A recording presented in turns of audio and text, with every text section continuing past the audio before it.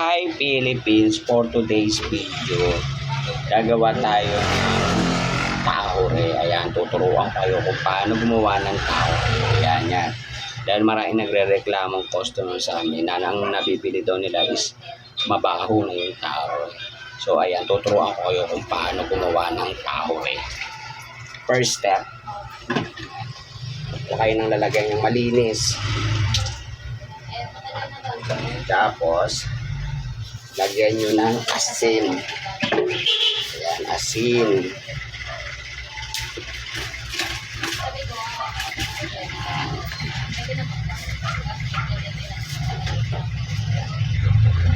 Tapos, ayan, lagay natin yung hinugasan ng tokwa. So, ayan, pwede nating hatiin sa dalawa, pwede naman buo lang. Ayan, depende sa gusto nyo. Ayan. Pero ako, hinahati ko dahil 5 piso ang isa, pang negosyo ba. Pero sa inyo, pwede naman hindi nyo nahatiin kung pambahay lang din naman.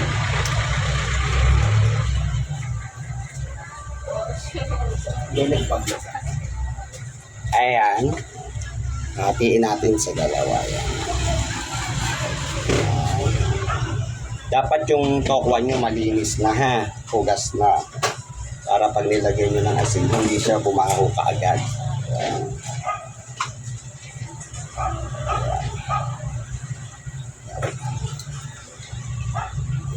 Tapos, bubudburan nyo ulit ng asin. Bubudburan natin ng asin. Yan o, kamuhan na yan. Pero, ayan. Pero dapat maraming asin. Marami tayong asin na ilalagay. Di pa nga asin? Asin?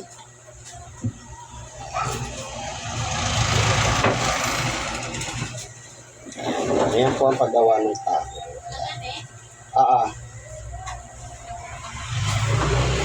Yung sa lalagyan, ayan, ganyan. Yan, kada layer, lalagyan nyo siya ng asin. Huwag nyo siyang titipirin sa asin.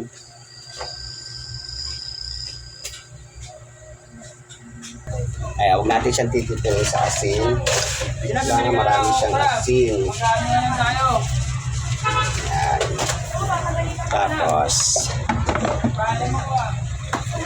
iwain nyo po kayo. Ayan.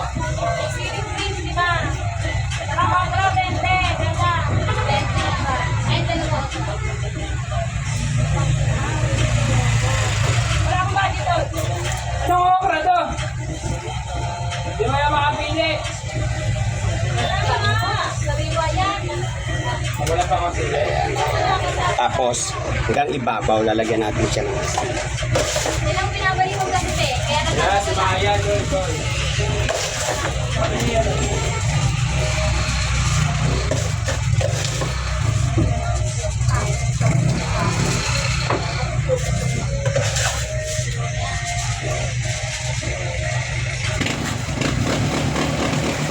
Ayan po ang paggawa ng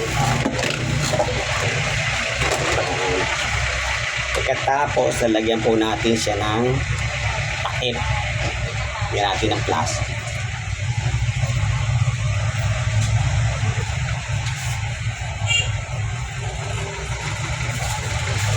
Lagyan po natin siya ng takip. Hindi po siya pwedeng nakabuyang yan kasi po uuurin po yan. Kailangan nakatakip. Ayan. Ayan.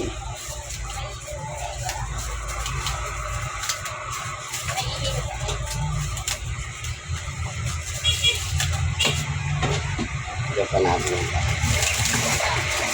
Ayan. Antayin natin siya ng 3 or to 4 days. Pwede na siyang gawin yung taho.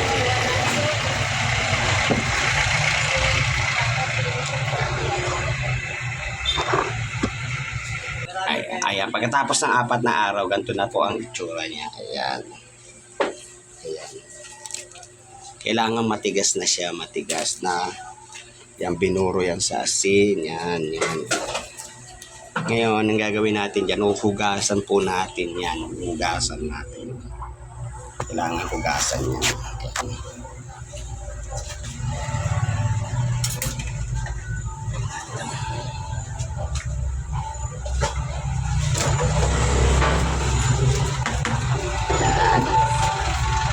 Salin natin.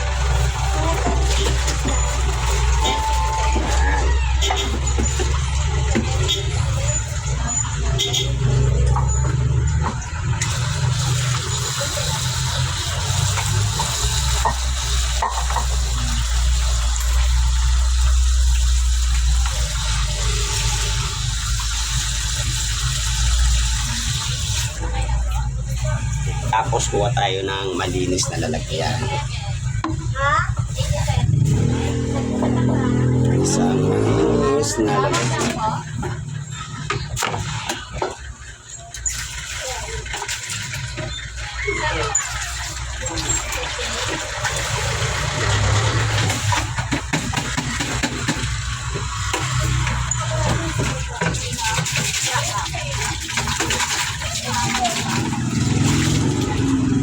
Pag gumawa po tayo ng tao rin, tanggalin po natin yung asin para hindi sa sobrang alat. Ayan. Pahugas natin. Lagay natin siya.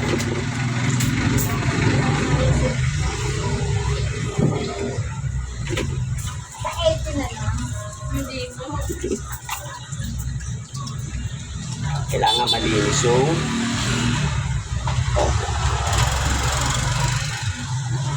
saka kailangan po matigas na siya, matigas. Yan ang tigas niyan. Tigas na.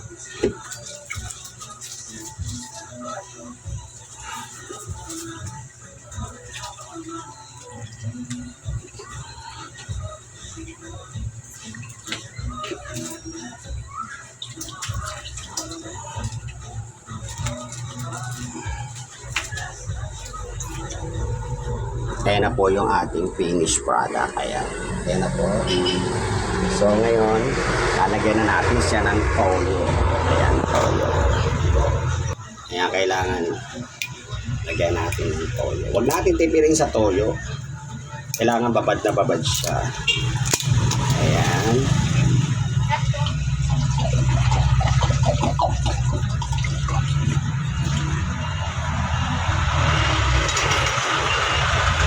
Nyo ng homemade na tapo. Para hindi na kayo bibili. Pwede nyo na i-stock. Hindi naman ito nasisira. Pero dapat yung matigas na yung tokwan nyo. 3 to 4 days lang naman. Hirap buksan.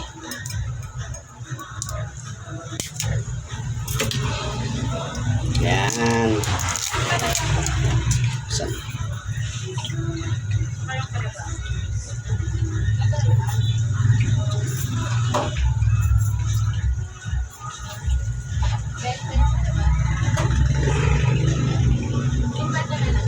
Dalawang ganito.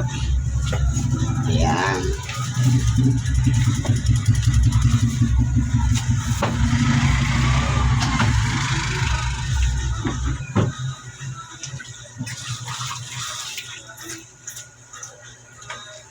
Okay, ito na po ang ating final product. Taho rin na siya. Ayan, bukas pwede na yan magamit. Pwede nyo na isakog yan sa ulam. Ayan, pwede na yan. Basta isang araw na yan nababad sa toyo, pwede na yan. Ayan. Hindi na yan masisira. Ayan. Maraming salamat for watching. Thank you very much. Pakipalo na lang ako sa YouTube channel para marami pa tayong video na magawa. Okay, thank you.